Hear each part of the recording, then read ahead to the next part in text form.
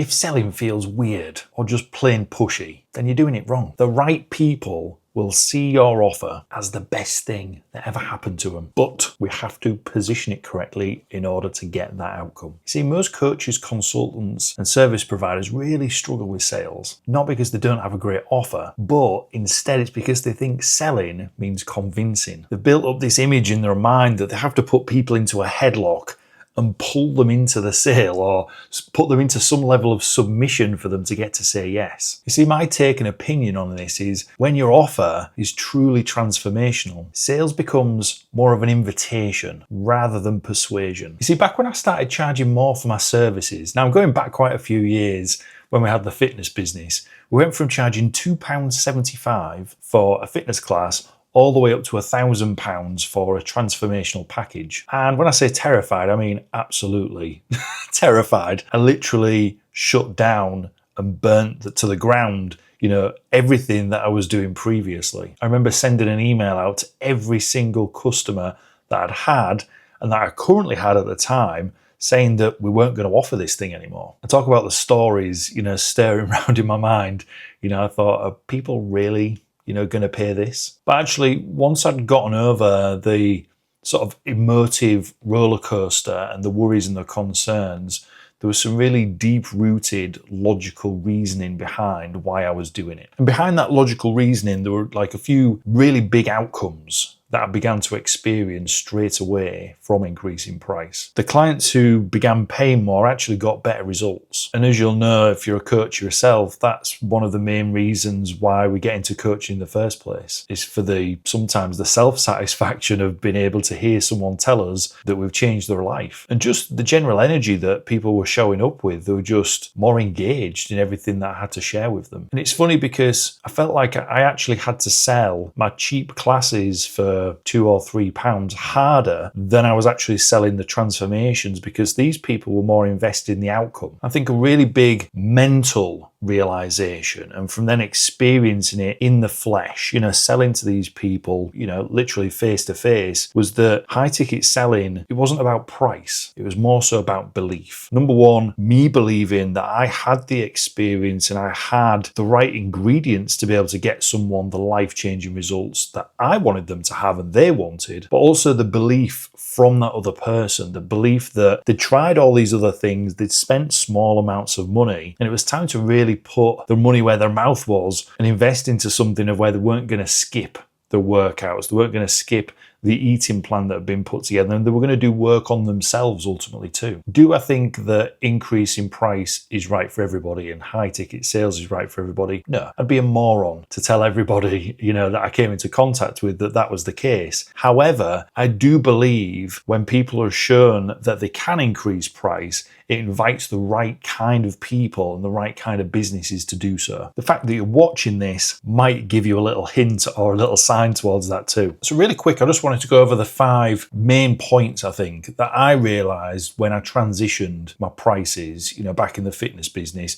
And these might be useful points for you too. So the first point was that low price equals low commitment, and that higher prices or high prices equals high transformation. And there's this saying that goes around in the coaching world that when people pay, they pay attention. And I'm sure, like myself, you've given out free advice before, and you can give out a lot of free advice. Content is one of those platforms in itself, and how many people actually listen to it? Very little. But when you put a monetary value behind the advice that you're giving, then people want a return on that advice they've been given when they've parted ways with some money. And the more money that is handed over, generally the more they take that advice in and then go and action it too. And I think a lot of people look at pricing high about being about greed, but it just isn't. It's more so about some of the people that come into high ticket programs or coaching. They've not taken previous attempts at the transformation seriously. And typically what I've noticed is when people have invested into high ticket, it ends that cycle. It ends that never-ending sort of roller coaster that person was going through. And the question that helped me on this first point was, do I want clients who dabble, or do I want clients that go all in? Now, I'm an all-in kind of guy. Everything that I do in my life and have done up to this point, I go in 100%. And I want that same affection, I want that same level of endearment within the people that I work with. Now, a second thing that helped me get sort of logical and rooted on how to, sell at a higher price was more of like a high ticket framing structure. And that sits inside of 4 main areas: pain, desire, solution,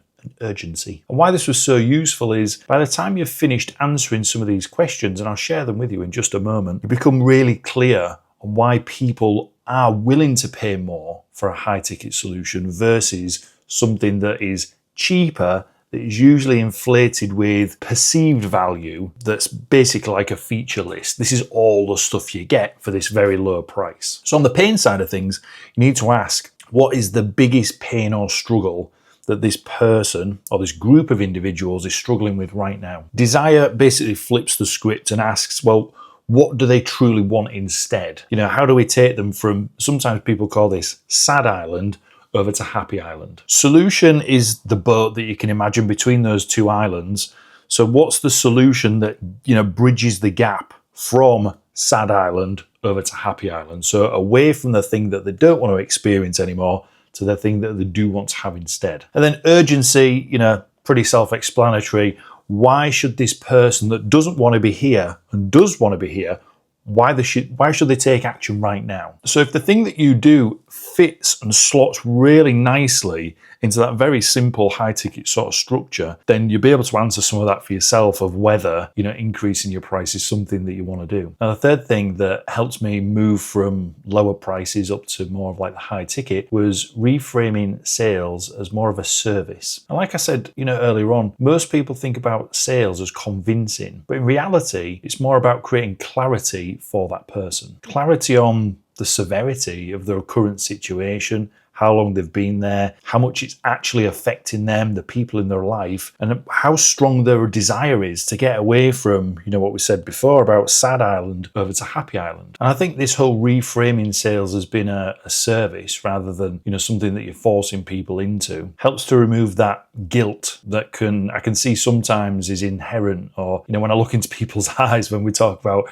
raising price, it's almost like they become glazed over and start to become really vacant. And there certainly shouldn't be any guilt about charging for your expertise and the knowledge that you've accrued over the years. And the price that you charge should really reflect the level of transformation that you provide. Now, the fourth one, helps me a lot. It's basically thinking about selling more of the emotion and the vision rather than trying to sell purely on logic. The big thing to remember is people don't buy coaching. They buy and they invest into outcomes, into the transformation that they really desire. People aren't bothered about whether they get 8 weeks worth of calls. They want to know if they're going to wake up feeling energized, fresh, and have a sense of freedom. So instead of showing them what do they get, show them who they can become. Nothing calls people to action more than a sense of clarity around, this is who I can become. This is who I've currently been living as. And I hate it. I don't want to be here anymore. I know that I can be better. Now, the fifth point is a bit of a mindset shift. I like to think of this one as,